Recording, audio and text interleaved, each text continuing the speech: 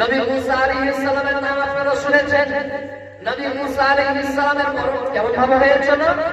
নবী মুসা আলাইহিস সালাম একদিন বসে আছেন, হঠাৎ মালাকুল মউত চলে এসেছে।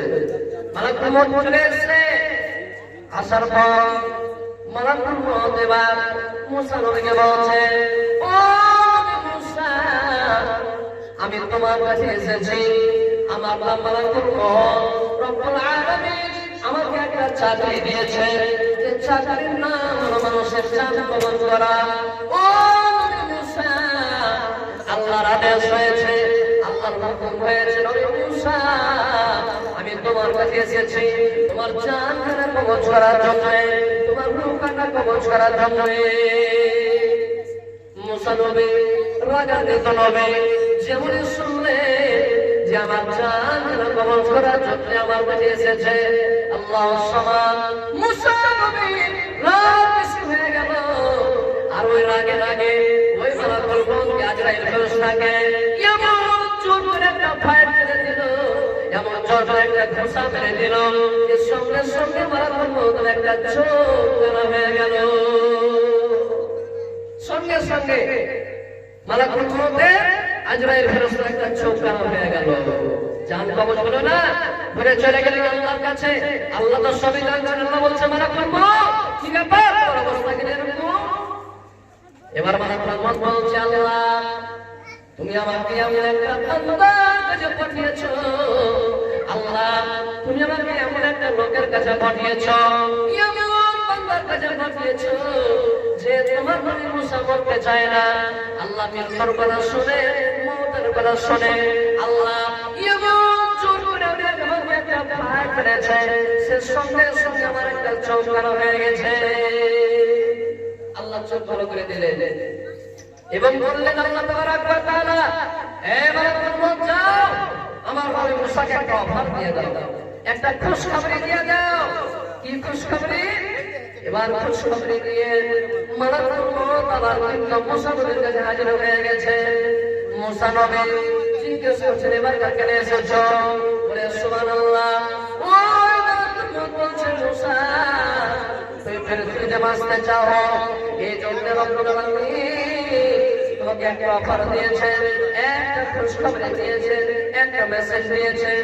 কি অফার?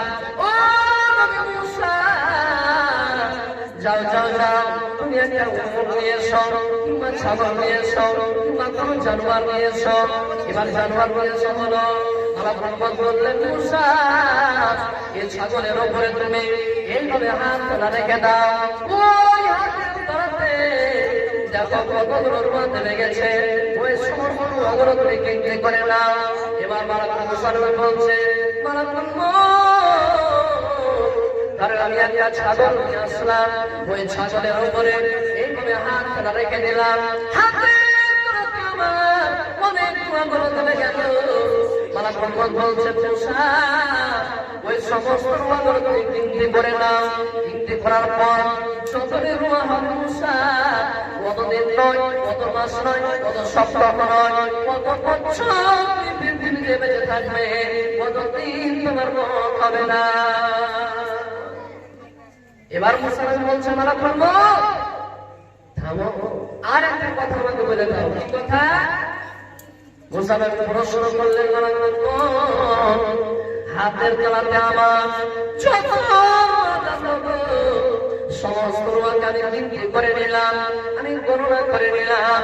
গিনতি করার পর যত রুমা আমার হাতের তলাতে থাকলো, ওই সমস্ত রুমা আমি গিনতি করার পর কত বছর আমি পৃথিবীতে বেঁচে থাকলাম, তারপর আমার কি হবে? মালাকুল মউত বললেন, মুসা যতটি হাতের তলাতে তোমার রুমা থাকলো, কত বছর তুমি পৃথিবীতে বেঁচে থাকবে, আর কত বছর বাঁচার পর মউত হয়ে যাবে। আমি মালাকুল মউত এসে তোমার জানকে কবজ করে নিব। যেমন এই কথাটা বলা, মুসা নবী বলছে, মালাকুল মউত হাতের তলাতে আমার এত এত রুমা লেগে গেল, আর এত রুমা দেওয়ার পর অনুসারে এত রুমা দেওয়ার পর মালাকুল মউত যদি তুমি আমার বিছানা ছাড়ো, যদি আমার এত বছর বাঁচার পর যদি আমার মত হয়ে যায়, তাহলে জীবনের আমার দাম নাই গো। এসো এসো তুমি আমার জান কবল করে না।